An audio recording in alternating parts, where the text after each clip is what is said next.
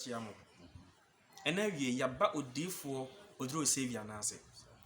Yane na ba beto ato a. Ye be bisa na ensem. Afa Bible protection. Brofo musani e beka no. Ye ka protection na ene de. Why odi for pani? Ese ye bisa no ne ye tie na adwen. Na Ghana mo so mo tie ase. Enti odi for ye chia wo. Meje wo so. Odi for one me. Katachi me ho odin. Oboafo adawroma. Ani abofo do atwa hia me ho odin se. Odi for. Ebu esi nsumu. De no cheche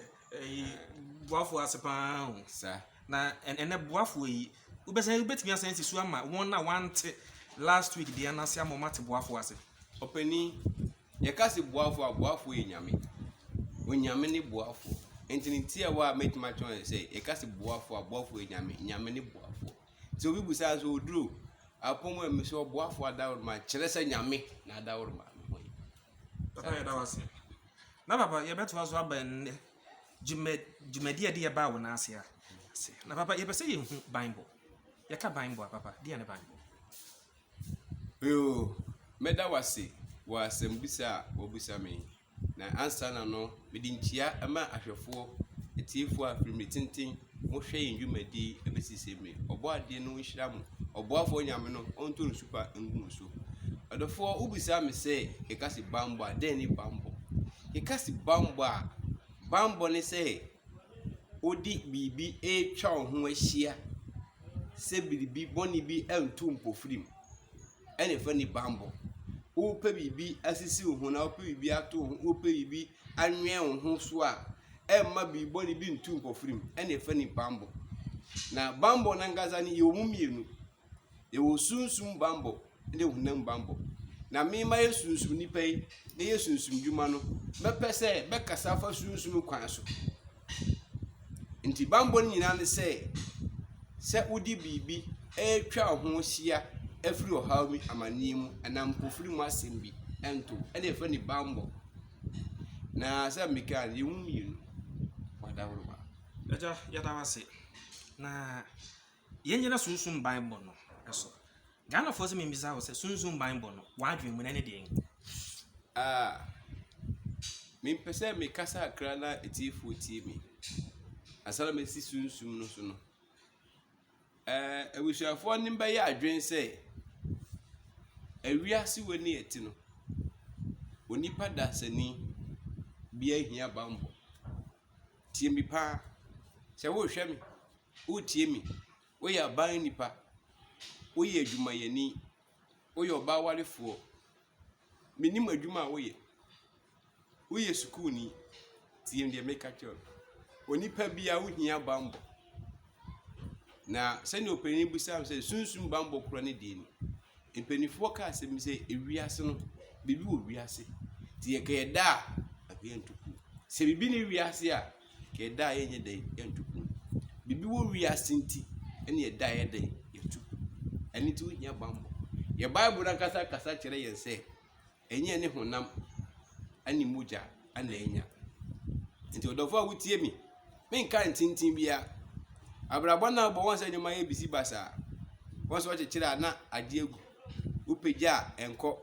wosusu bebere susu ye nyina emmem bambo bia afuru hunti enti na wo bre no ni se ne obusa me no onipa bia la wasa ase wesu ehia bambo na se obese me chechim kakra kire wa kristofo akoye se onyomu kasa na wanka Bible mu ansema ambu so ye bronsam kwa na abopa se meti ha nipa bredi mi se de exam make na bronsam kwa chiri ba ne mi ba entisa nipa so hwe no kure na bo hu no kure ma ye de hie wosi asam make na odofo tie mi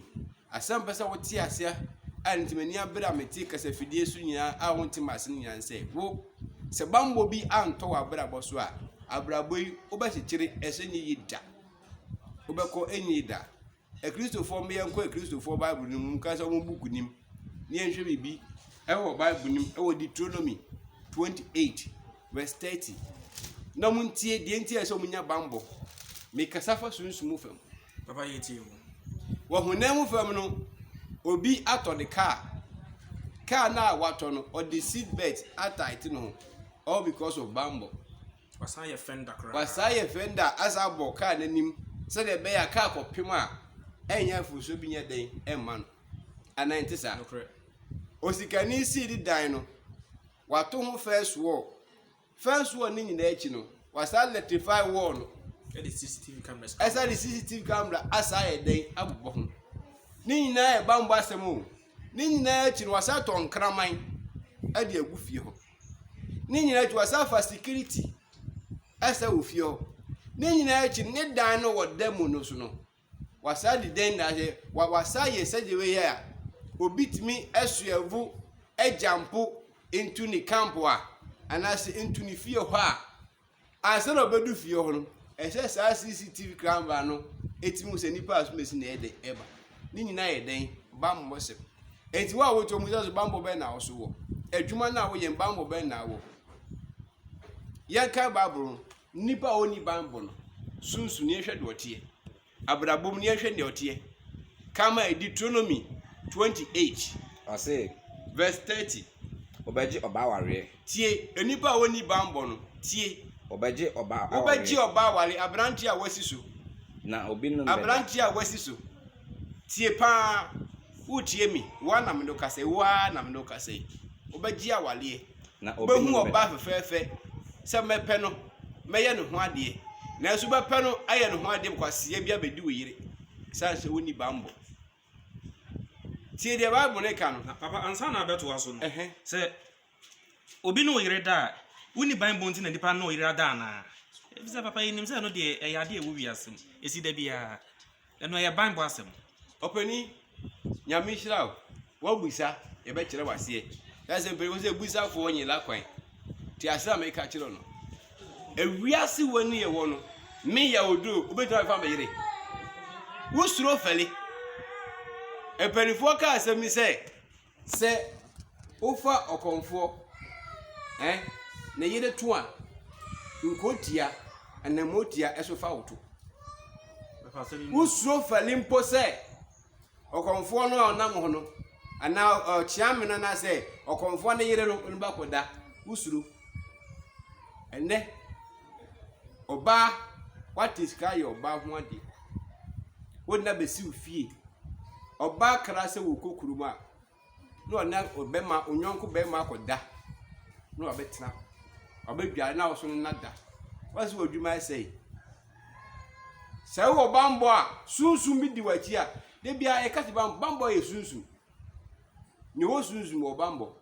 example kan kira ase e wo ye first video ni say obi pa bi o bamboo bia ni po wo sunsun otima se pa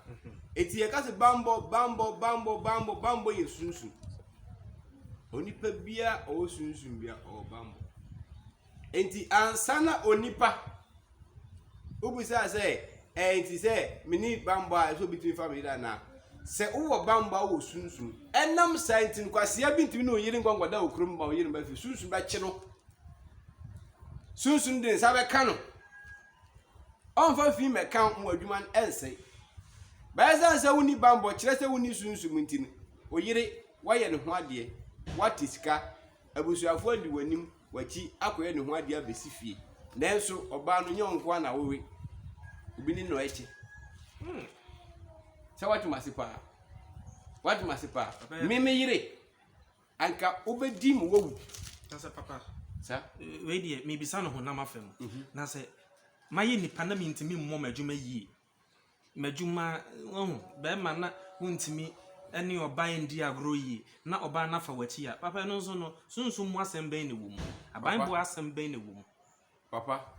ye kasa fa bamboo asana wo kan enyema minu ye wo bia se bi woni na yira wale nanso na dwuma wo mpam no enkoyi eno danso eno so nkyere se oba no fa akire ekofa akire obi a obambo a owo sunsun no se na yiri fa na chi se oni obema vokoda emfa ho se ekuru no be ma nya dwuma ekuru ni mmɔ no ho mmɔden ɛwɔ mpam sunsun be kyew ide na ye na ehia bamboo sa papa se mi sei mi odura meti hei oba mi nchen e o wasa be nso odu wadwuma se be hye me sa do wale se mbehye se na se mihya wale ba akoso ka kire oba ka kire be ma se wo obuni ba betra sa akosi oba okora do wo oni be ma oba okora koso onsu be se obi betima fa oba yechi ana betima fa okunu echi no oboa every say sunsun no amdi hira wale no so obehwe se mbeye nhira obehwe se efinye den emma ho ti se oyini etwa efa kira ese sunsun ko bono papa ya da se na ye koi papa ye besra wo so be chere wachi akwan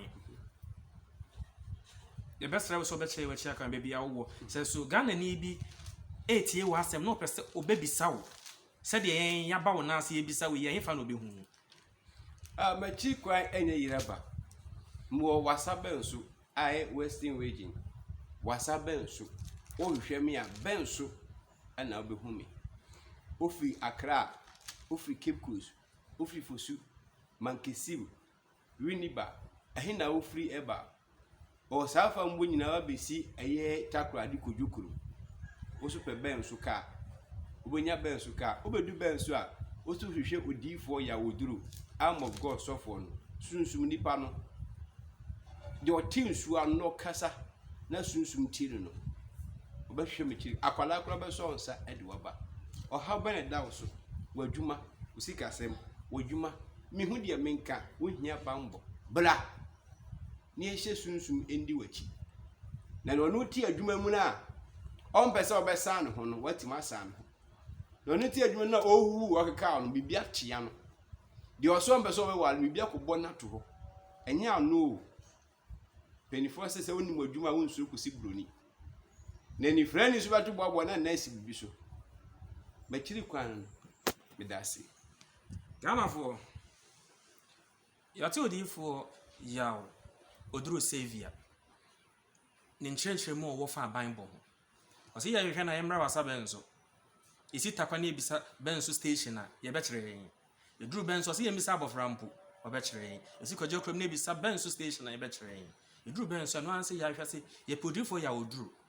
so sorry na wo benzo krom no Arm of God ministry sofo no